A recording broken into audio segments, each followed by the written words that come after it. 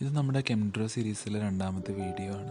ബിഗിനേഴ്സിന് വേണ്ടിയിട്ടുള്ള Chemdrawയുടെ യൂസിനെ ചെറുതായിട്ടൊന്ന് പരിചയപ്പെടുത്തുക എന്നുള്ളതാണ് എൻ്റെ ഉദ്ദേശം. പിന്നെ നമ്മൾ കാണുന്നത് കെമിക്കൽ സ്ട്രക്ചേഴ്സ് വരയ്ക്കുന്നത് എങ്ങനെയാണ്, അതുപോലെ മോളിക്കുലർ മാസ്, മോളിക്കുലർ ഫോർമുല, അതുപോലെ തന്നെ മാസിൻ്റെ ഫ്രാഗ്മെൻറ്റേഷൻ പാറ്റേൺസ്, NMRൻ്റെ പ്രഡിക്ഷൻ.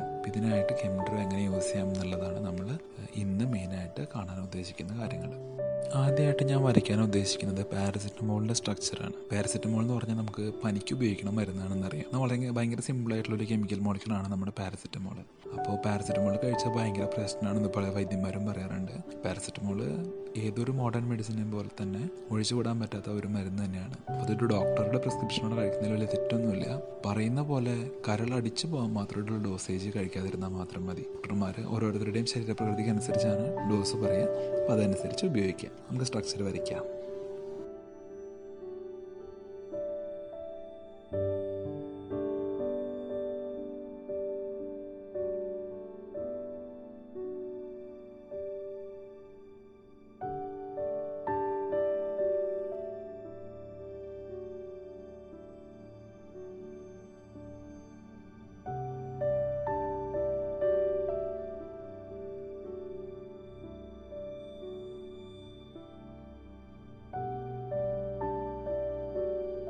അടുത്തതായിട്ട് നമ്മൾ വരയ്ക്കാൻ പോണത് അമോക്സിസിലിൻ, നമ്മുടെ ആൻറ്റിബയോട്ടിക്കിൻ്റെ സ്ട്രക്ചറാണ്. അപ്പോൾ സാധാരണയായിട്ട് നമ്മൾ ഉപയോഗിക്കുന്ന ആൻറ്റിബയോട്ടിക്കുകളിൽ ഒന്നാണ് അമോക്സിലിൻ. നമ്മൾ മോക്സിൻ്റെ ടാബ്ലറ്റ് തായോ എന്ന് പറഞ്ഞിട്ട് മെഡിക്കൽ ഷോപ്പിൽ പോയി കഴിക്കാറുണ്ട്. അത് ശരിയായിട്ടുള്ള പ്രവണതയല്ല. ഡോക്ടറുടെ പ്രിസ്ക്രിപ്ഷൻ പ്രകാരം മാത്രം വാങ്ങി കഴിക്കേണ്ട സാധനങ്ങളാണ് ആൻറ്റിബയോട്ടിക്കുകൾ. അതുപോലെ തന്നെ ഡോക്ടർ പറയുന്ന അത്രയും ദിവസം മുഴുവൻ ഡോസിൽ ആൻറ്റിബയോട്ടിക് കഴിക്കുകയും വേണം. സ്ട്രക്ചർ വരച്ചാലോ?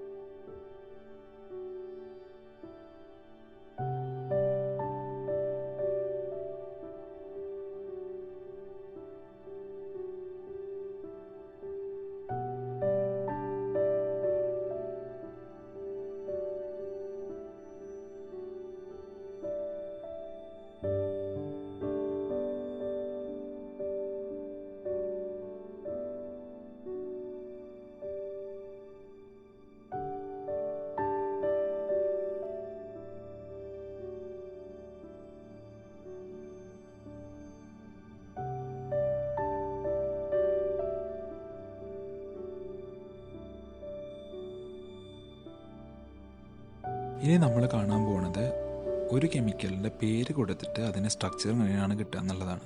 അപ്പോൾ അതിൻ്റെ സ്ട്രക്ചർ മെനുവിൽ പോയിട്ട് കൺവേർട്ട് നെയിം ടു സ്ട്രക്ചർ എന്നുള്ള ഓപ്ഷൻ എടുക്കുക. അവിടെ നമ്മുടെ പേര് കൊടുക്കുക. അപ്പോൾ പേര് കൊടുക്കുമ്പോൾ നമുക്ക് ആ കോമ്പൗണ്ടിൻ്റെ സ്ട്രക്ചർ കിട്ടും. അതുപോലെ തന്നെ സ്ട്രക്ചർ കൊടുത്തതിന് ശേഷം പേര് കിട്ടേണ്ട അവസ്ഥയാണെന്നുണ്ടെങ്കിൽ കെമിക്കൽ സ്ട്രക്ചർ വരയ്ക്കുക. അപ്പോൾ ഇവിടെ വരച്ച സ്ട്രക്ചർ ഉണ്ട്. അപ്പോൾ അതിൻ്റെ IUPAC നെയിമാണ് നമുക്ക് കിട്ടുക. അപ്പോൾ അവിടെ തന്നെ പഴയ മെനുവിൽ തന്നെ പോയിട്ട് വീണ്ടും കൺവേർട്ട് സ്ട്രക്ചർ ടു നെയിം എന്ന് കൊടുത്തു കഴിഞ്ഞാൽ അതിൻ്റെ IUPAC നെയിം നമുക്ക് കിട്ടും.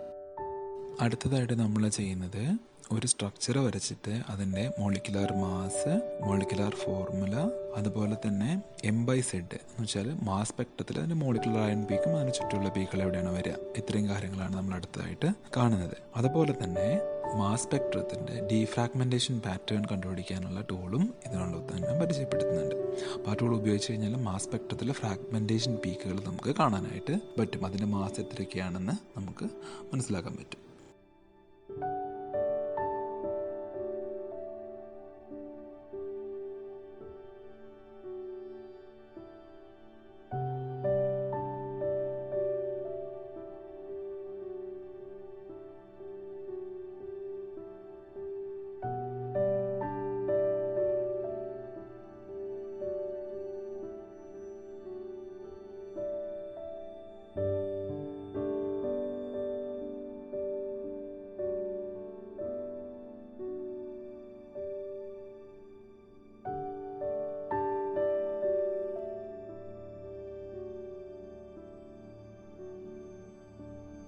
ഇനി വേറൊരു യൂസ് എന്ന് പറയുന്നത് നമ്മൾ വരച്ചിട്ടുള്ള സ്ട്രക്ചറുള്ള കോമ്പൗണ്ടിൻ്റെ NMR സ്പെക്ട്ര എങ്ങനെ ഇരിക്കും എന്നുള്ള പ്രഡിക്ഷൻ നമുക്ക് കാണാനായിട്ടുള്ള ഒരു അവസരമാണ്. അപ്പോൾ ഇതിൻ്റെ ഒരു പ്രത്യേക ഓർക്കേണ്ട കാര്യം, ഇതൊരു പ്രഡിക്ഷൻ മാത്രമാണ്.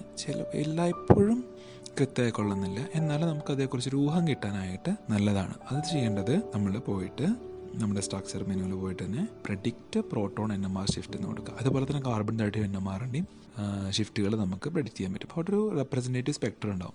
അതിൽ നിങ്ങളുടെ പീക്ക് എന്ന് പറയുന്നത് നമ്മുടെ ആക്ച്വൽ NMRലെ പോലെ ഒരു ഇങ്ങനെ ചാടിയുള്ള പീക്കല്ല, പക്ഷെ വരവരയായിട്ടുള്ള പീക്കുകളാണ് കാണുക. സ്പ്ലിറ്റിംഗ് പാറ്റേൺ ഉണ്ടാവും. അതിൽ തന്നെ ഓരോ പീക്കുകളുടെ മുകളിൽ വെച്ച് കഴിഞ്ഞ് കഴിഞ്ഞാൽ ഏത് പ്രോട്ടോണിൻ്റെ ആണെന്ന് കാണാൻ പറ്റും, അല്ലെങ്കിൽ ഏത് പ്രോട്ടോണിൻ്റെ മുകളിൽ കൊണ്ടുവച്ചാൽ ഏത് പീക്കാണ് കറസ്പോണ്ടിങ് ആയിട്ടുള്ളതെന്ന് അറിയാൻ പറ്റും.